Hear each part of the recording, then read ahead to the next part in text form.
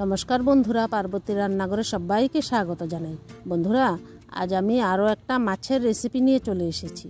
আজ করব আমি আর মাছের কালিয়া। আর যারা যারা আর মাছ পছন্দ করো না তারা যদি একবার এই রেসিপিটা দেখো তাহলে কথা দিচ্ছি তোমরাও আর মাছের ফ্যান হয়ে যাবে। তাহলে চলো দেরি না করে রেসিপিটা শুরু করে দিচ্ছি।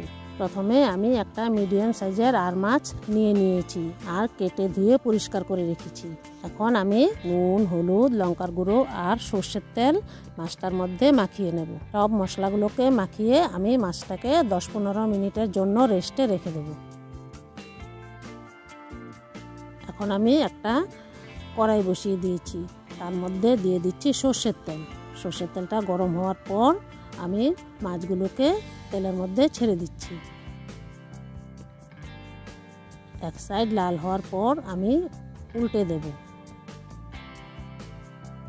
এখন দোনো সাইড লাল লাল করে ভাজা হয়ে গেছে, আমি নামিয়ে নিচ্ছি। তারপর সেই তেলের মধ্যে আমি দিয়ে দিচ্ছি গোটা জিরে, তেজপাতা, এলাচ আর দারচিনি।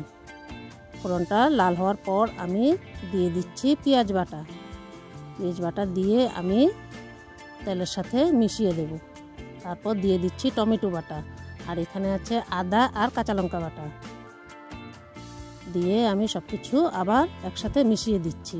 তারপর দিয়ে দিচ্ছি হলুদ গুঁড়ো, জিরে গুঁড়ো, লঙ্কা গুঁড়ো, কাশ্মীরি লঙ্কার গুঁড়ো দিয়ে আবারও সব কিছুকে একসাথে মিশিয়ে দিচ্ছি। এখন দিয়ে দিচ্ছি নুন, তারপর দিয়ে দিচ্ছি কাজু বাদাম বাটা। দেওয়ার পর আবারও আমি মশলার সাথে নেড়েচেড়ে মিশিয়ে দিচ্ছি। এখন আমি দিয়ে দেব ঘরে পাতা টক দই। এই টক দইটাকে আমি ঘরে পেতে রেখেছি, আর টক দই আমি সবসময় ঘরেই পেতে নিই। এখন সেটাকে ফেটিয়ে দিয়ে দিচ্ছি, আর একটু বাটি ধোয়া জলও দিয়ে দিয়েছি যাতে মশলাটা পুড়ে না যায়। এখন আমি মশলাটাকে ভালো করে কষিয়ে নেব যত সময় তেল ছেড়ে না আসে। এভাবে আমি আরও কিছুক্ষণ নেড়েচেড়ে কষিয়ে নেব।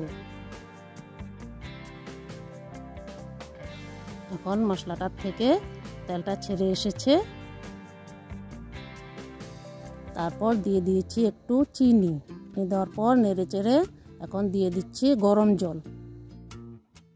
গরম জল দেওয়ার পর সাথে সাথে ঝোলটা কিন্তু ফুটে উঠেছে। এভাবে গরম জল দিয়ে রান্না করলে রান্নাটা কিন্তু খুব সুস্বাদু হয়ে থাকে।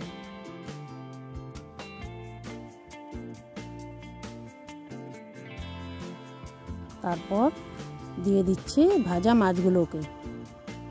ঝোলের মধ্যে এক এক করে আমি ভাজা মাছগুলো সব দিয়ে দিয়েছি। এখন ঝোলের সাথে মাছগুলোকে আরও একটু রান্না করে নেব যাতে মাছের ভেতরে ঝোল, তেল, মশলা সব কিছু ঢুকে যায়। তারপর দিয়ে দিয়েছি 3-4টে কাঁচা লঙ্কা আর উপর থেকে ধনেপাতা। ধনেপাতা দিয়ে আমি এখানে রান্নাটাকে কমপ্লিট করব। এখানে আমি গরম মশলা বা ঘি কিছুই দিচ্ছি না। এখন আমি ঢাকা দিয়ে গ্যাসটাকে অফ করে কিছু সময় রেখে দেব, তারপর পরিবেশন করব। এখন একটা বাটির মধ্যে আমি সুন্দর করে সাজিয়ে দিচ্ছি। রেডি হয়ে গেছে আজকের আমাদের আর মাছের কালিয়া। বন্ধুরা, এই আর মাছের কালিয়াটা কিন্তু গরম গরম ভাতের সাথে দুর্দান্ত লাগে। এই কাটা ছাড়া মাছটা বাড়িতে বানালে ছোট বড় সবাই কিন্তু তৃপ্তি করে খেতে পারবে। তাহলে বন্ধুরা, তোমরাও বাড়িতে ঝটপট বানিয়ে ফেলো এই আর মাছের কালিয়া। আর ভালো লাগলে আমাকে কমেন্টে নিশ্চয়ই জানিও। তাহলে বন্ধুরা, আমার ভিডিওগুলো যদি তোমাদের ভালো লেগে থাকে আমার চ্যানেলটাকে সাবস্ক্রাইব করে আমার পাশে থেকো। আজ এখানেই বিদায় নিচ্ছি। দেখা হচ্ছে নেক্সট রেসিপিতে। ততক্ষণ টাটা।